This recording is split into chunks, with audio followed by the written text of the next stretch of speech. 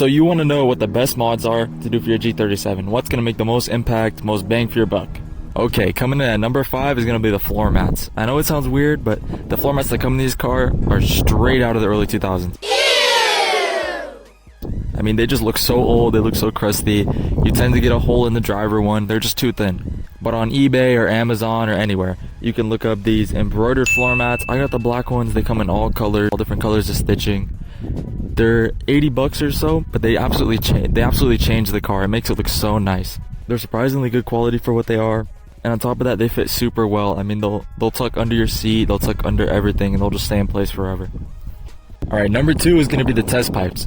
Now, the term test pipe or a down pipe or catless, they're all the same thing. I don't know why, but a lot of companies call them test pipes for these cars. They range anywhere from 150 to 400 bucks, but they change the car so much. This is what makes the VQs very, very loud. This is your typical VQ mod of a test pipe, but it makes it so much fun to drive. I know it's annoying, I know people around you probably don't enjoy it, but it is just such a blast with these cars. It makes it feel so much faster than it is, and I have not regretted mine since I bought them. They typically increase your horsepower by like 5 to 15. Nothing crazily noticeable, but they definitely do make it sound a lot faster. It makes it a ton of fun. It is a painful install. There's a terrible bolt on the top. You have to take your whole intake out, basically run at least 16 inches of extensions just to get the stop bolts out. But once you get it down and you get your stock cat out, super easy, super amazing. If you install it right, you can even get your check engine light off.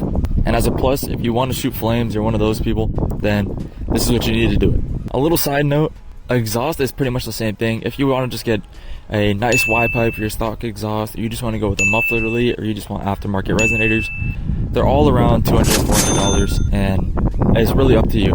The muffler delete is going to sound better, but it's going to also be a lot quieter, so it's just depending on what you want. My current setup is Burke resonated test pipes with a muffler delete and a resonator delete, but I have aftermarket Vibrant resonators, 18-inch.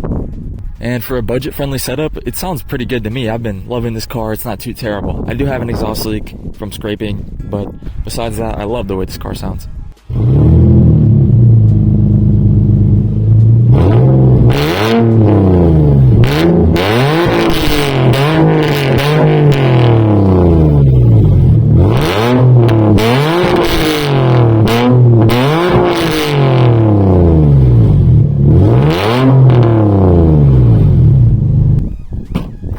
Alright, the next mod is going to be the coilovers. This is what makes the car super low. It can make it handle better.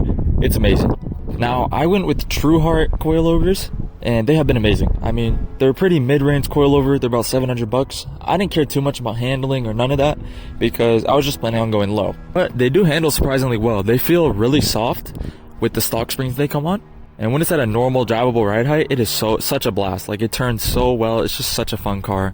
I currently have a 12K in the rear instead of an 8K, and then up front I have a 36K instead of the 12K. And it's been about that for like 4 months, and it's been absolutely fantastic. I've had no problems with these coilovers. No noises, no nothing. They sound great.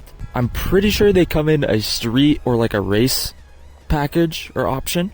I got the street ones. I heard the race ones can be a little loud. So there's that for you. But you have so much room to lower these cars. They come really, really high from factory. They have fat balloon tires. And honestly, this is too low if you want to like daily your car, everything. I daily it, but I enjoy being static. Now, you don't have to be this low. The TrueHearts have a lot of adjustability. Especially, you can pretty much be at stock ride height with the coils, or you can go as low as you want, as high as you want. I'm not even maxed out in the front, and it's super low. With my wheel setup, this is what maxed out looks like on the rear. But if you have bigger wheels or 19s or anything, you barely have to lower it before you start tucking. When you do lower your car though, you have to start looking out for stuff like reflectors. I mean, this car is too low. I smacked this off the road. It's the third one I found and picked up.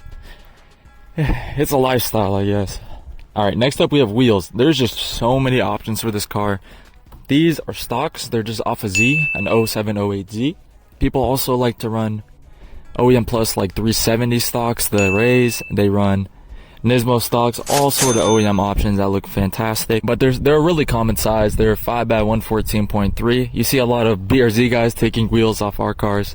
Same with the old S chassis, stuff like that. They use these wheels a lot. Now, when you get into offsets and all that, there's a ton of examples on Fitment Industries. That's where I kind of learned my specs and just getting my own wheels. The math is pretty easy to get flush fitment without a spacer if you end up ordering your own custom wheels. You typically see these cars looking great with Conze tandems. A lot of people rock those. Some people rock these, and a lot of other people rock the 370 rays. Now, these are 18s. People run 19s a lot. They also run 17s from the factory. So you just got to pay attention, pick your tire sizes right. It's really easy to get good fitment on these cars. You just throw a 19 on with a 45 profile and you tuck some tire. I mean, it's all good. It drives perfectly.